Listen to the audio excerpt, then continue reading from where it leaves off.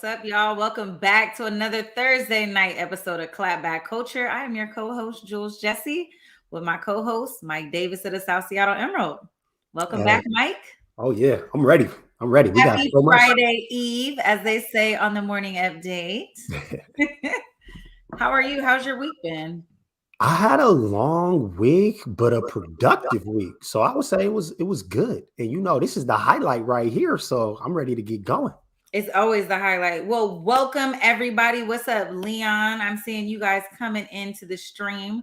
Glad to see you guys here. We have a lot to talk about today, so we might as well jump right into it. So y'all know last week, Mike gently brought up the topic about this genetic modification, this system called CRISPR. And we wanted to talk a little bit about it, a little bit more about it, y'all. And quick background, and then we'll run to the clip, right, Mike? So CRISPR is a technology that can be used to edit genes that's likely to change the world. Not my words, their words. The essence of CRISPR, which is an acronym, I couldn't figure out what the acronym was for, but I'm sure you know. They say it's simple. It's a way of finding a specific bit of DNA inside a cell. After that, the next step in the CRISPR gene editing is usually to alter that piece of DNA. Now, we have a video that's going to talk about how they're using this system to help with underlying health conditions. Let's see. Two beautiful little Chinese girls. This is the doctor who changed the future of the human race and let the world know on YouTube. He Jiankuai stunned the scientific community with the claim he pushed the boundary no one else had. A line has been crossed that should not have been crossed. It's very disturbing. It's inappropriate. Oh, this is huge. He says he genetically edited human embryos, not just for research but for implantation, leading to the world's first births of genetically altered humans, baby girls born in China from embryos designed to be resistant to HIV. For this specific case, I feel proud, actually. The tool used by He, called CRISPR, is found in labs around the world. It gives us the precise way of cutting the gene or putting a new piece of gene in. It's often used by researchers trying to treat incurable diseases. The method itself is very easy.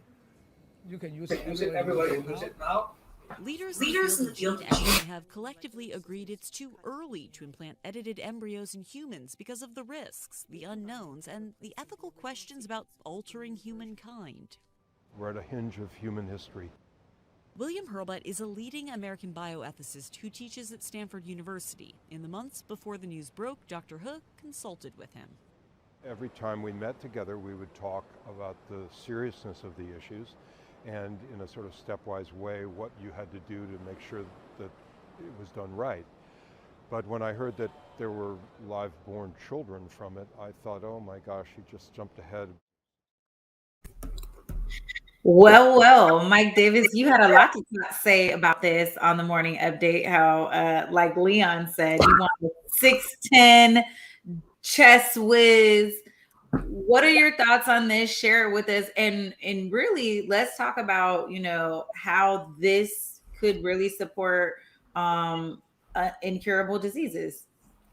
Sure. Well, so first and foremost, the actual idea behind it is you can stop people from getting those incurable diseases in the first place. So in this clip that we saw, those two baby girls that were born, they had their genes edited to be resistant to HIV. So like they can look at your genetic code and, and they do this kind of now where like they can look and know like if your baby might have Down syndrome or things like that. Well, with CRISPR, you could just take that piece of the genetic coding, remove it, and just add clean code so that it doesn't happen. I think that the actual idea behind it is great. I think what I run into is the fact that I'm an American, born and raised in America. I know what happens when capitalism gets its hands on literally anything. The first thing we want to do is monetize it. And when you think about the ability to rewrite the genetic code and how you're going to monetize it, the first thing I'm thinking about is synthetic babies. I'm thinking about being able to create the perfect child. And I'm telling y'all, I'm here for it. I'm here for it. And look, man, I see you guys in the comments. I understand the eugenics movement and all of that. Yeah. But look, man, you think we're about to sit here and let rich folks make perfect babies while everybody else, what are we supposed to do? We're about to let China go breed super soldiers. They're going to take over the world. Listen, I am not for genetically modified food, and therefore I'm also not here for genetically modified people. But to each his own. I mean, if you want a Frankenstein kid, by all means, jump out here and have that. What I do think is interesting, though, and these are the scientists, these are the people that are way smarter than me, the people that understand this world of math and physics and laws of attraction and all of that other stuff I couldn't retain in school. But what's interesting about this, y'all, and what I read in an article, according to the Innovative Genomics Institute, that sounds very anyway, but they're talking about coming up with a way to solve the problems of COVID. And so they want to create a vaccine that goes into your DNA to basically forbid any current and future variants to come to develop. So they're trying to come up with like a genetic version of the vaccine to ward against COVID. Interesting. And I think it's also good, when I was reading the article, you guys, a lot of people talked about how this would really support underlying health conditions. And so if I was somebody with, sickle cell, and this is something that you can prevent in your DNA or be able to extract or something like that, I think that's definitely important. And that I could get behind, right? I can get behind doing things like that in order to keep people healthy, but I'm not really into it to have the perfect eyes and the perfect face and the perfect body. And nah, I'm good off that. Once you open Pandora's box, we're not going to be able to close it. It's here. Now, mind you, I don't have 100% say in my household. And after my morning show update comments, I was strictly forbidden. But we're going to work that out. We're going to keep working because this is crazy, man. This is going to change the world. And man, I'm trying to be first. You know what? Shout out to Mike's girl for checking him in the household, because it's just too crazy. Because you were flaving on the morning update with your little comments. I love the idea of this. I love the possibilities of this, and I think that the first thing we're gonna do in our country is abuse it. So I really just wanted to sign up and be the test subject. Like let me be first. Okay, let me ask you this though. Do you eat genetically modified food? No. I don't even eat meat. No. So why are you like, this is so crazy? It's like, yeah, I'm a vegan, but listen, I'm for. Because this is your genes, man. It's the same thing. It's different. It's a genetically modified person. Listen to how that sounds. It's disgusting. I'm in the future. Too futuristic for me. I don't know, you guys. I cannot. For me, it's a hard no. Again, I've said it over and over. Amari and Trey Holiday decided to ask me this at the end of my segment today, and I told them vehemently, absolutely no, thank you. I'm good off that. I'm just really good off that. I'd like to stay organic. I'd like to just turn out the way I turn out. I want my kids to turn out the way they turn out. Point blank, period. I love you guys in the comments. Exactly. Are we gonna have soldiers? Like, what is this breeding? What are we breeding? We're breeding the perfect, healthy, smart, athletic humans. You know what? Crazy eye color, crazy hair. Nah. You know what? We're moving on. I want my next baby to be born with dreads already. You know what? No, Mike Davis. All right, moving on, you guys, to something more realistic. And since we're talking about genetically modified food, there is no food in the grocery stores. And so we want to talk about, like, how the hell did we get back here? Grocery stores and shelves and the shortages are back with a vengeance. It's feeling like March and April of 2020. And we want to talk about how the hell did we get here? Because I know for sure that I had to go to like 2 or 3 different grocery stores to find salad. again, in addition to the cost of food rising, I mean, inflation is out of control right now. I think a gallon of milk was $6. A pack of bacon, you guys, no lie. I don't even eat bacon. Well, I eat turkey bacon, but I saw the package of pork bacon because that was all that was left. And I still eat pork. Come on, y'all. Come on. I know you guys, we talked about them chops, but a pack of pork bacon was $12. That's crazy. On top of the fact that when I did go grocery shopping, it just was like limited stuff. There wasn't a lot of things on the shelves, and we know why. And so we want to have a conversation about why that is. Labor shortages, right? We know that people are getting COVID in vast numbers right now. And so it's just sweeping. People are calling out sick.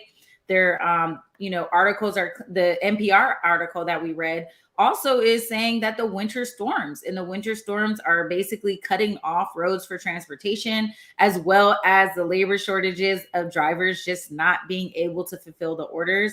That whole trucking and shipping thing. And so really it's just like the perfect storm on top of climate change, right? So it's like the winter storms and then climate change in terms of like the actual production of food is, it's just like a clean sweep. That's crazy. And yo, I'm not even gonna lie. I haven't drank cow's milk in so long. I had no idea it cost that much. That's insane. But we had that article that NPR dropped last week, but it's crazy how it kind of worked out. The Seattle Times dropped articles back to back. They dropped an article yesterday and they dropped an article today that just happens to be on this same subject. So I took some notes and I just kind of want to run through some facts with y'all. So today, the Seattle Times dropped a story. It was on Fred Meyer's and QFC workers and their struggle to make ends meet. So recently, there was a survey of 10,000 Kroger grocery store workers, and it found 78% of them struggle with securing food and shelter. 3/4 of them suffer from food insecurity, and 38% report that they sometimes just have to go hungry. 14% of these workers work at Kroger, but they are homeless. 56% of them are struggling with their second jobs because everything is so crazy that they never even know their schedules week to week. Employees were quoted saying that their hours are now being cut to save money for the company. Kroger introduced hazard pay and was giving every employee an additional $2 an hour for hazard pay, but that only lasted 2 months before they pulled the plug. And in the midst of all of this, Kroger CEO Rodney McMullen made $22 million in salary last year. In the second article they dropped, which was just about worker shortage in general, back in April 2020, the Census Bureau started tracking the rates at which American workers are calling out sick. Between December 29th and January 10th of this year, 8.8 million workers were out sick with COVID. That's the highest number in that time period or in any given time period since they started tracking this data in April 2020. I think January of 2021 was previously the highest 4-week period, and that was at 6.6 million. And right now we're at 8.8. This is the highest numbers. In recent weeks, there have been severe shortages, specifically in trucking, port logistics, air travel, and garbage collection. But the trucking one stands out because that also directly affects the shortages that we see. So there's a lot going on here. Like you said, the perfect storm. We had the weather, we got all of that, but also, man, just the inflation. A lot of grocery store workers are reporting that the money that they're making in the grocery store isn't even enough to buy groceries anymore. There's also like people saying that it's hard to be at that register checking people out to buy food when they themselves can't buy food. People are quitting those jobs, and it makes perfect sense. So when you're going in the grocery store and you're seeing that those aisles are empty, there's food. There's no need to panic. It's just a mix of COVID, wages. It's the perfect storm. It is the perfect storm. I appreciate Maggie's comment, and that we do need to also highlight that these corporations are seeing an increase in profit. And I'd like to see some statistics and report some data, if you will, that definitely demonstrates what, you know, these large corporations are receiving due to the price gouging, right? If we're paying, you know, we're paying this much. I saw a TikTok, you guys. I love TikTok. And it was a TikTok of this girl that said, here's $120 worth of groceries in 2020. And she had like all this stuff on the counter. And then it was like 2022, $120 worth of groceries. And it was like 4 things. And that's honestly how I feel. I mean, I'm just me feeding me. And it's like almost $200 a week in just groceries. And most of it is like fresh fruits and vegetables, lemons, 2 lemons for $1. And I'm going to the international market, which is like usually the cheapest it can be. Like two lemons for $1. It used to be 6. You could get 6 lemons for $1. Crazy. So it's yeah, it's OD. It's crazy. I mean, don't even get me started on gas prices. Like, it's costing me $65 to $85 to fill up my tank. And I don't even have a commute. Like, I have 0 commute. And every time I fill up, I'm like, wow, it's getting super close to $100. So on a good day, like if I go to Costco and get gas and it's like under $4, yeah, I can get like 65, 70 bucks. But anything in that $4 range, nah. It's still sky high. Like I don't know. I don't know what we do and where we go from here, but we're all feeling these same effects. My guy John Jupiter sounds like somebody's turned to selling squirrel skin do-rags. Never thought it would come to that. Yeah, well, I might need to tap into that market. So you already know. But yeah, anyway, it's crazy. It's definitely crazy. And you know, a lot of people they were already, you know, food insufficient. And so a lot of people are really struggling. I can't imagine some of the larger families having to figure out like how to feed their families, especially healthy food options. Absolutely. Sometimes it's cheaper to go to McDonald's or go to KFC and feed your family on the dollar menu than it is to go in and try to buy food for a family of 4, cook it, prep it, and then feed everybody. So right now, it absolutely is. Yeah. Trust me. Like I got a family of 4. Eating out for sure feels cheaper than hitting these grocery stores. It's crazy. Yeah. Well, what's also crazy is Navient, you know, they're the devil's spawn. Navient, y'all, basically reached a settlement. They agreed to pay out $1.85 billion in student loan settlements with, and get this, you guys, this is interesting. So I'm gonna read this article. You guys know Navient's one of the largest student loan servicers in the country. They split from Sallie Mae a long time ago. Anyway, they reached this $1.85 billion settlement, which sounds like a big deal, with more than 3 dozen states. Okay, again, sounds good, but basically this only is debt owed to 66,000 borrowers. That's nothing.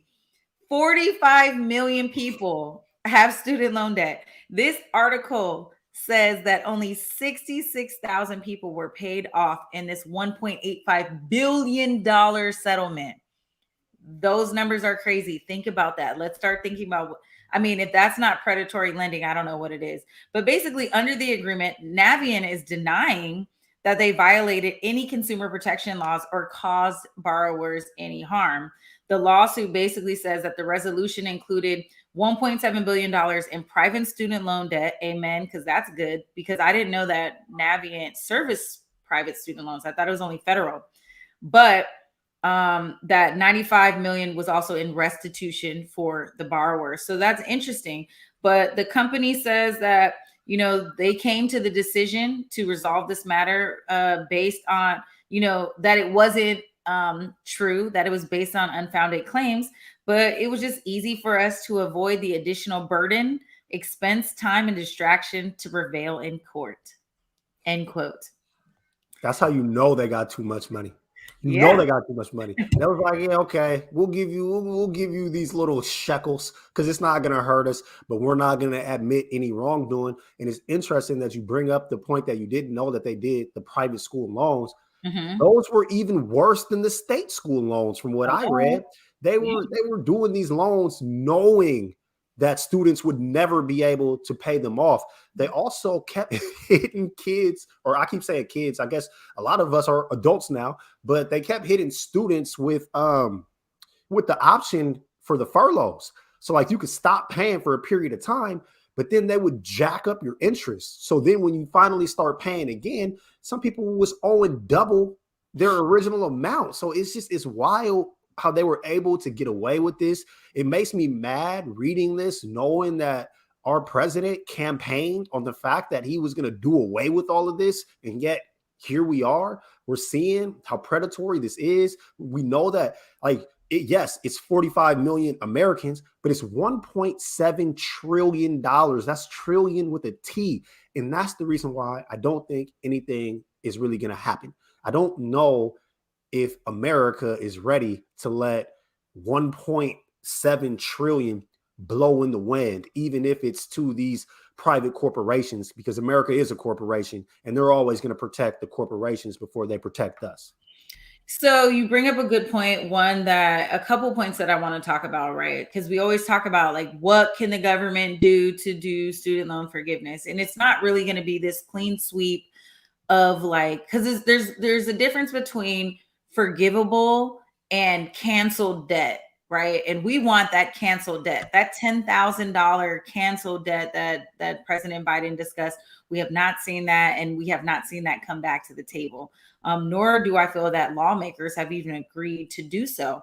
There was a survey that I read in an article on the AmericanPress.org. And it was interesting because they surveyed lawmakers to see if they themselves had student loan debt. Were they still in student loan debt? And some even, they responded to the survey, and some of them didn't even want to talk about the fact that they did have student loan debt. But even there were so many more that said they did not have any student loan debt. I just thought to myself, like, damn, is that like, how do you get to that point where you don't have any student loan debt? For me, I had to take out private student loans, and you guys know I'm open and transparent. $24,000 in private student loan debt that I had to finally consolidate the debt, right? Or refinance, excuse me. The issue with that, and here's what I feel Congress needs to do. When we talk about student loan forgiveness, we talk about cancellation, we really need to talk about the system, right? Because the system itself is broken. And so we need to talk about how to re-educate borrowers, and we need to put an end to confusion. There's a lot of confusion around what makes you qualify for forgiveness programs. And so we need to really get that tied down. What is important to know? How do we qualify, right? And it's going to help to really ease that burden of debt on a borrower. When I first came out of school, I had no idea what programs I qualified for. And loan servicers like Navient do not tell you what programs you qualify for. And that's the second thing, is that we need to improve oversight and transparency, because these companies are failing to inform borrowers of their repayment options. I used to call and be like, you want me to pay $400 a month because you're charging me 10.4% interest on a private student loan debt, and I've been out of college for 2 years, and then you want to only offer me forbearance, which is only sending that money to the back of my loan so that it's extending the life of the loan. Again, I signed this loan when I was 19 and pressed to go to college. And thank you, Norfolk State, for the best experience of my life. I don't care how much student loan debt I'm in, because it was the best experience of my life. However, it's things like this that make it predatory. First of all, why is my interest payment 10.4%? First of all, why am I on a variable interest rate? Anyway, you know what I'm saying? And I think lastly, we need to put an end to default and collection agencies. this was really, really high stress, you guys, because when I was a young borrower, still am, I had cosigners and my aunts and them cosigned. And, if you weren't able to pay, they were blowing up your phone. They were calling you at work. They were calling you at home all hours of the night and day. Mike Davis, I'm not exaggerating to you. It was crazy to the point where the level of stress to pay off this debt that wasn't even due. And you're thinking like, okay, but how can you get somebody, you got them all wrapped up into this program, but you're not telling them their options for repayment. What is it that I can pay so you can stop harassing me? And that's what this lawsuit ultimately was about. Was ultimately about the borrowers saying that they went way too crazy. You know what I'm saying? And that they were being, threatening. They didn't tell anybody about their repayment options and things like that. And so I'd like to see Congress implement that into a broken system, if nothing else. But it would be great to get $10,000 off my student loan debt. It'd be great for 50,000 of, forgiveness, coming soon. I mean, I work as, for an elected official. I feel like I'm serving and doing work in my community. Look at all these, these nursing students, these doctors, like people who are working for community-based organizations, teachers, my God, our teachers. Everyone should be able to qualify in their line of work if they've, paid for this college degree. And it's just crazy because, these loans are guaranteed by the federal government. Why are the servicers calling us like this money is not guaranteed by the federal government? It's crazy. It's the system. And I think Leon's comment, while yes, Leon, it's a bit dramatic, but I do understand what you're getting at, because really you got to look at who has to take student loans in the first place. It's not the rich kids. It's not the people that already have money. They're just going to go to school. Somebody's going to pay for it and they're fine. But for people who are not born rich, who are actually trying to make it high, like I feel like all of our lives, our parents tell us, we want you to be better than us. Like your generation is supposed to surpass us. You're going to have your kids and they're going to surpass. And that's how we're supposed to climb. Well, America's created this system where to climb, you need that degree. So it's like, without the degree, it's really hard to like make it unless you're about to go play a sport or you have an amazing singing voice. But like for just regular Americans, this is supposed to be your ticket to be able to make something of yourself. Instead, it's just crippling debt. And like, who does it serve? Who does it really serve to have all of us be in debt like that? It's just, oh man. It's tough. It's tough. And I wish again, I'm really a big advocate for financial literacy in schools. We should really understand how money works, how credit works. I was lucky enough to have worked in a bank. I worked at Washington Mutual, guys, when I was in high school, and I spent a lot of time with the broker there. And he taught me just a lot about the stock markets and just money and financing. And just working in the bank and seeing people, making withdrawals, making deposits, having their own business.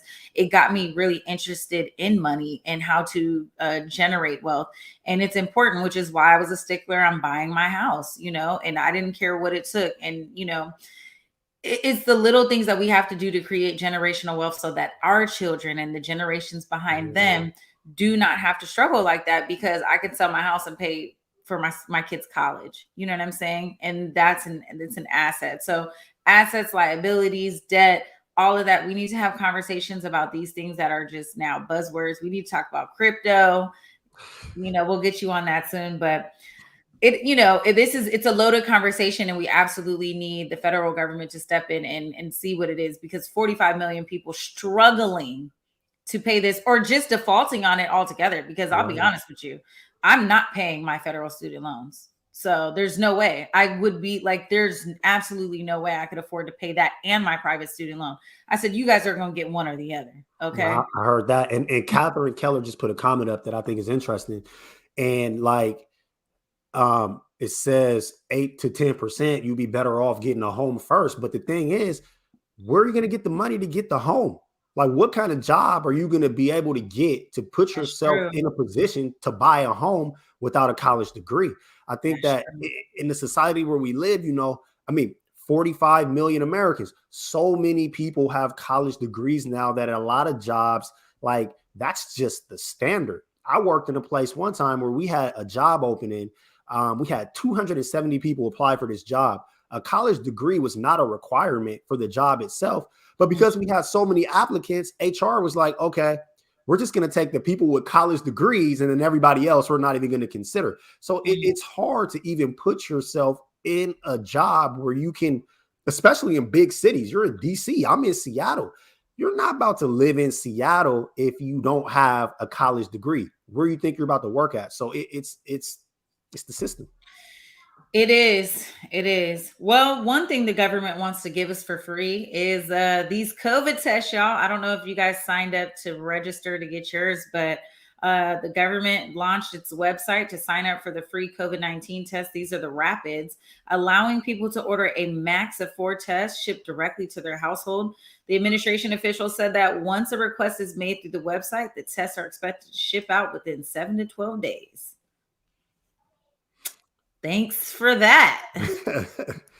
Honestly, Mike, when I tell you I got a cabinet full of rapid tests, like how'd you get your hands on those? Who you know? DC, they give them out every single day from 10 a.m. to 8 p.m. You can go down and get 2 boxes a day, 4 tests a day. So we ain't tripping over here. We good. Well, you go ahead, DC. We're Gucci. I ain't heard about that in Seattle, man. I mean, but I've been mailing them out. If you need one, I got you, brother. You know, I've been mailing them out. Yeah, man. I mean, from what I heard, if you don't got no symptoms, you don't need to test anyway.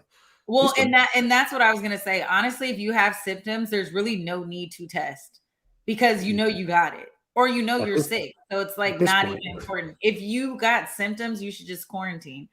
I was really like nervous when Omicron first came out. Like I was testing every day. Rodney was like, stop testing yourself. I was like, I would have to test because I'm like, oh my God, post-nasal drip. Am I coughing? Do I got a headache? And I kept taking the rapids, but I was taking rapids and PCR tests like every day because I was just nicked up and paranoid. But listen, guys, it's a free test. It's some rapids. Order it. It's free. They'll come to the mail, put them in your medicine cabinet for if you should need it. And in fact, like if you have, friends or family traveling from in and out of town, you want to test them, have them stand on the porch for 15 minutes, do the little swab and then let them in. If they're, it's a good way to... Good way to keep it social. But look, y'all, we're going to take a quick break. And when we come back, we're going to talk about doing it for the culture. We got some crazy, crazy spit videos to talk about. We'll see you soon.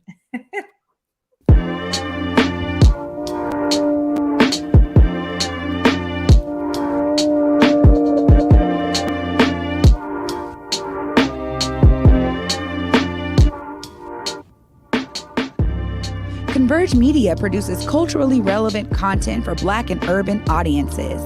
Our coverage is raw, transparent, and objective, praised by community leaders, government officials, and residents.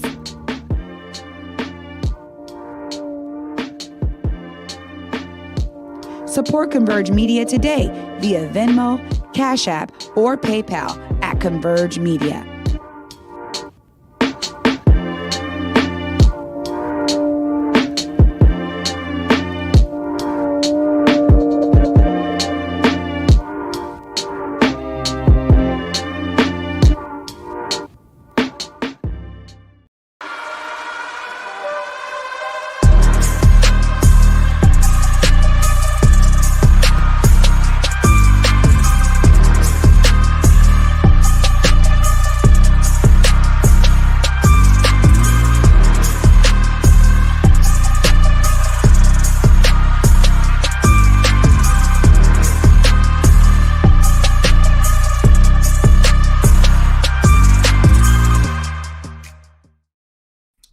Y'all, welcome back to Clapback Culture.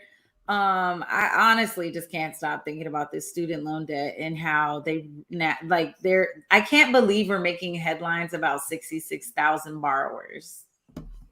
Anyway, well, something else that's popping off in the news is that 270 doctors wrote in an open letter to Spotify, basically making a demand that they stop Joe Rogan from spreading lies and misinformation about COVID. So here's the tea, y'all. So there's an infectious disease epidemiologist and research fellow at Boston's Children's Hospital named Jessica Rivera, and she has almost 400,000 people on her Instagram. Well, she uses her platform to basically debunk health misinformation. Well, her followers started tagging her and sending her links to an episode of Joe Rogan's podcast. And I guess it's just a note in Rolling Stone that this is the most popular podcast in the world, except y'all know it's here at Clapback Culture. But nevertheless, people are tagging her and sharing this episode with her. And Joe Rogan is doing an interview with Dr. Robert Malone, who is a virologist. I don't know what that means, but it sounds pretty fancy. But anyway, she basically discredits him and says that, you know, he's a guy who totes himself as one of the architects of the mRNA technology. Anyway, long story short, she basically teams up with 270 doctors and they write this open letter basically calling on Spotify to be more responsible. And I quote, the letter reads, Spotify has a responsibility to mitigate the spread of misinformation on its platform through the company, though the company presently has no misinformation policy. The open letter to Spotify does not request that Rogan show be taken off the air, nor does it demand that Spotify remove the Malone episode in particular, but rather it's just calling on Spotify to develop a comprehensive policy prohibiting misinformation. So it's interesting because they signed this big, I think, $100 million deal with Rogan on this very popular podcast. And so they're just basically saying like there needs to be some oversight. Where's your policy? What's up with that? And as of the, Spotify still has not yet responded to the letter. But shout out to this epidemiologist who, is speaking truth to power, I guess. Mike? Yeah. I mean, look, I love the Joe Rogan podcast. Always have, always will. And I'm going to be real, though. I like it because it's entertaining. If you're going there to get medical information, I'd probably say you're stupid. And I know that's disrespectful, but he's a comedian. And I think that's the thing that gets me so charged up about this story right here is that people, citizens, like, how did we get to this place where we're looking to celebrities and entertainers to be the ones that give us information? You know what I'm saying? Like, it's not Joe Rogan's job to be your doctor. It's your doctor's job to be your doctor. If you're going to listen to Joe Rogan over actual medical professionals, then I just kind of think that that's on you. And I guess maybe there would be an argument if they said not to have a guest come on and be misrepresented. So like if it's like a disgraced doctor, then maybe, but I'm always going to be weird with censorship, and I'm never really going to be down to like censor anybody. Like I'm sitting here in front of a microphone. I don't want nobody coming in here telling me what I can and can't say. So I feel weird about somebody telling Joe Rogan what he can and can't say. But I also will point out that Joe Rogan is a contrarian. That's his shtick. That's what he does. That's what he always does. Whatever is common culture, he's always going to come in and try to be counterculture. Like that's his thing. So like all of the stances that he's taking on COVID were actually really, really predictable. I just don't really understand why people like hang on the things that he's saying or go to his podcast. But as far as like Spotify not responding, of course they're not going to respond. Joe Rogan's podcast averages a reported 11 million listeners per episode. You know how much advertising revenue Spotify is going to pull in? The rumored $100 million contract that they gave him. You don't give somebody $100 million if you're not going to make that back. There's just too much money on the line for Spotify to step in. But at the end of the day, man, celebrities do not need to be our activists. Celebrities don't need to be our doctors. Celebrities are there to entertain us. Let them entertain you and just leave it at that. I like Maggie's comment up here where it says, I'm just scrolling up, the best cure for bad information is more good information, not censorship. I think that's really clever, actually. I never really thought about that. But, you know, I am of the opinion that it is a slippery slope when you begin to censor people with a platform. And we discussed this a lot when we talked about, you know, Donald Trump. There's so many people. This whole thing of misinformation and fact checking really came out in the age of Trump and really accelerated in the age of COVID. I mean, these are really great conversations that we're beginning to have. And now that we are in a digital kind of environment and everything, you know, and everyone can brand and have this platform to speak and talk to viewers, you know, these are just new things that we have to learn how to mitigate. But again, you know, with 11 million people listening in, you know, I do believe that people, the speaker is responsible for the information that they divulge, and the viewer has a responsibility to determine what they want to intake from that. And so it's a give and take. You know, I try to make sure that I'm as informed as possible before I come on the pod and just talk. I'm not coming here to just talk my shit and, you know, just, you know, say anything. And I don't believe, you know, Rogan is doing that. I'm not a fan of his podcast, you know, just because that's just not my content of choice. You know, but I mean, with 11 million people, obviously there's something that people like about that. And so I don't think that's necessarily, you know, one bad episode or one episode that people did not agree with. I mean, this still, you know, he did have Gupta on there, right? And CNN loves to put Dr. Gupta on there. And so where is the outrage in the conversation about that just as much? And so I'm going to agree with Maggie on this and just take that same stance. You know, if there's a lot of bad information, then we need to come out with more good information. At the end of the day, people have the right to make a decision on what they want to make a decision about. Whatever you intake is what you're going to put out. And so if that's not what you believe, don't subscribe to it. Simple I agree. as that. And I'll also say, I think one thing that I like about Joe Rogan in particular is that he talks to people on both sides. He doesn't care if you're a Democrat or Republican or this or that or whatever. He'll bring anybody on and he'll talk about anything, and that's appreciated. But I think that as a society, we need to have standards sometimes, and we need to allow for gray areas. We need to allow for nuance. I think that if you're an entertainer with the podcast, I think that we should hold that to a different standard than if you're a journalist. So like when I come on here, I can't just come on here and just pop it. Like I can say like, oh, I would have a CRISPR baby, but I'm not going to give you misinformation about what CRISPR is. You know what I'm saying? Like as a journalist, it's important that even if you're not a journalist, right? Like if you are a person with a platform, we are now in the age where like, if you're a person with a platform, you have to be responsible for what you do, say, and feel to that platform, you know? And again, and maybe you don't have to, maybe that's your brand, is that you just are irresponsible, whatever that may be. Like, why are we trying to hold Joe Rogan to the type of standard that we should be holding Dr. Fauci to? Like Dr. Fauci shouldn't be able to give you misinformation. Dr. Fauci doesn't have 11 million viewers every episode. He's not getting paid $100 million. It's not Dr. Fauci's fault that Americans are idiots and that they'd rather tune in to Joe Rogan than listen to the top medical expert in our country. Like whose fault? I disagree with that. I don't think it's about fault or blame, Mike. Think about this. People come to our pod to listen to things that are trendy, culturally relevant, and a different way to digest information. I'm going to Joe Rogan or another pod to get information in a way that I might be able to understand it.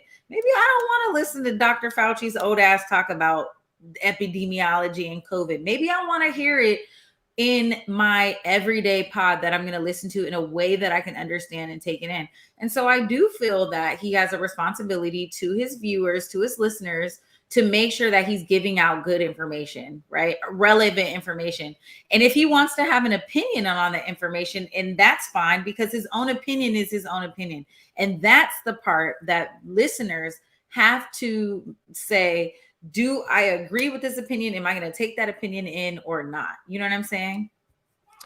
I do. I do. I get, yeah, we're just on different sides. I don't, he just has to entertain. At the end of the day, Joe Rogan is a comedian. I think what he says should be funny. And I think that that's the standard that he should be held to. I think the same thing about Dave Chappelle or insert anybody here. Like, if you are a comedian, make me laugh, period. If you're a doctor, then give me information. Like, there's plenty of podcasts that you can go to get information from credible sources on COVID. Yeah. I don't think that Joe Rogan should be one of them. I agree with that. And I also agree with Chip saying listeners have to have discretion. I agree with that. I agree with that too. Well. All right, y'all, we're going to move on to the next point, and probably the last thing we're going to talk about on today. Pastor Mike Todd of Transformation Church. He leads Transformation Church, is a mega church out in Tulsa. And he did a sermon based around the idea that receiving a vision from God might get nasty. And he did this. Changing something and you don't see it clearly yet, but you hear.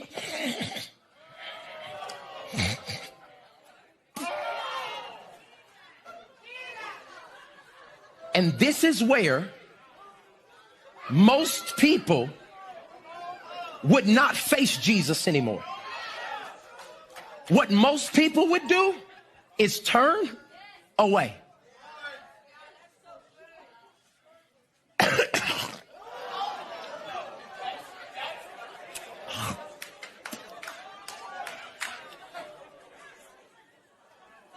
What I'm telling you is just as he's physically standing here, knowing what's coming, God's saying, can you physically and spiritually and emotionally be able to stand when getting the vision or receiving it might get nasty? I'm going to say it in a point just like that. Receiving vision from God might get nasty.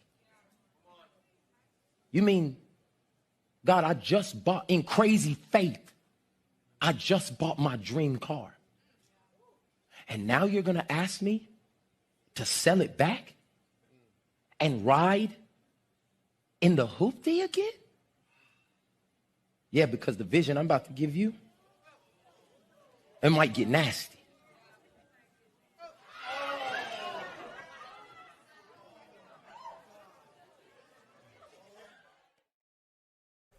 That is so incredibly nasty.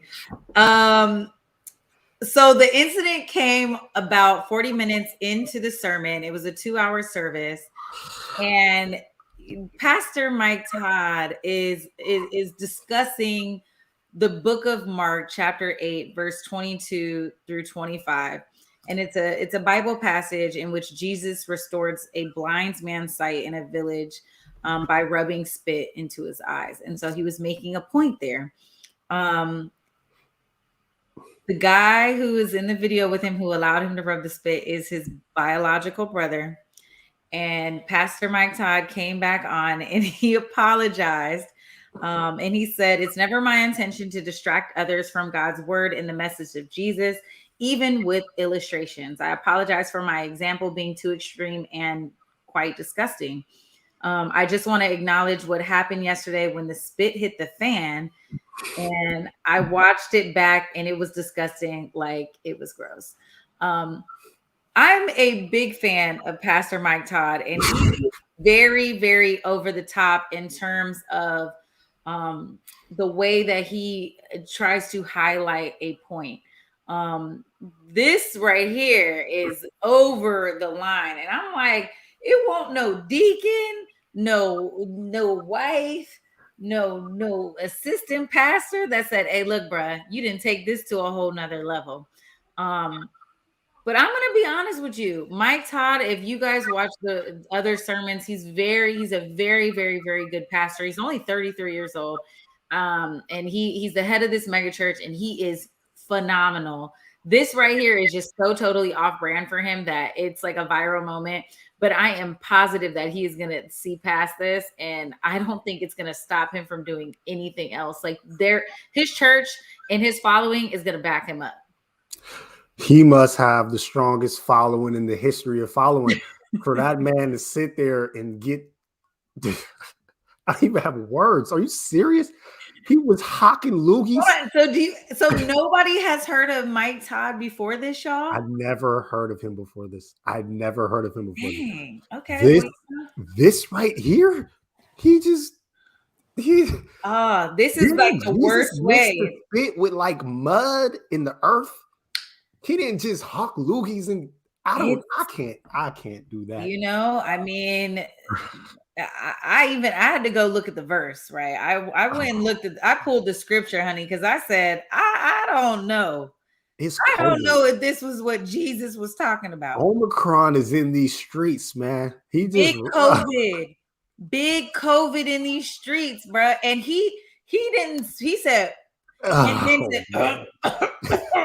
and he got it from the way back. It was the slime for me. Listen, y'all, the Bible verse, I had to go through and read it. Jesus performed a miracle. Your brother didn't get no miracle off this. He said, my brother is bald, and after the spit, he's still bald. Amen. It's a little too much. He took it too far. He took it way too far. Damo, I know you know Pastor Mike Todd. Me and Dominique, we go to the same church. This is just, it was too much. And I'm glad that he came out and said it was too much. But I would offer that you guys give Pastor Mike Todd another chance. If that is your stitch, if that's your zhuzh, he's really, really, really a good pastor. Seriously. And it's hard to say that after watching that video.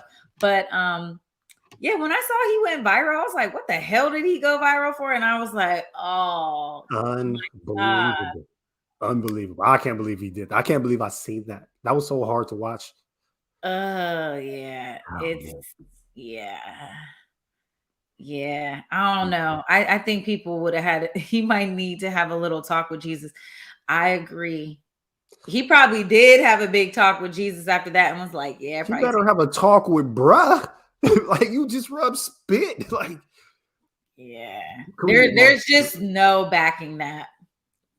There's no backing that. I can't. I don't have any follow through for that. We honestly, okay, let's do one more topic before the end of the show. I wanted to talk about this prison topic. So we're going to fast forward to that, Cuddy. So in Arizona, you guys, there is the Arizona Department of Corrections awarded a contract to private prison operator Core Civic. So they plan to transfer 2,700 prisoners from a state-run prison to a private facility in a move that's expected to cost the state more money while generating millions of dollars of profits for the private prison industry. We talk about this stuff all the time, that these private institutions are making bank off people. So according to the documents posted on the state procurement portal, Mike, the Department of Corrections considered bids on the contract from Core Civic, and there are other people that bid on the contract that were going to save them money, and they still awarded it to Core Civic. After some investigation and some research into this, they found that Arizona lawmakers invested more in private prisons after record high campaign contributions from the industry in recent years. Say no more. That was wild. And I read that too. And it's like, literally, like, they're willing to lose taxpayer dollars in favor of the prison companies that are making donations to their campaigns. This is the country we live in. They got a 5-year deal that started in December at $85.12 per prisoner per day.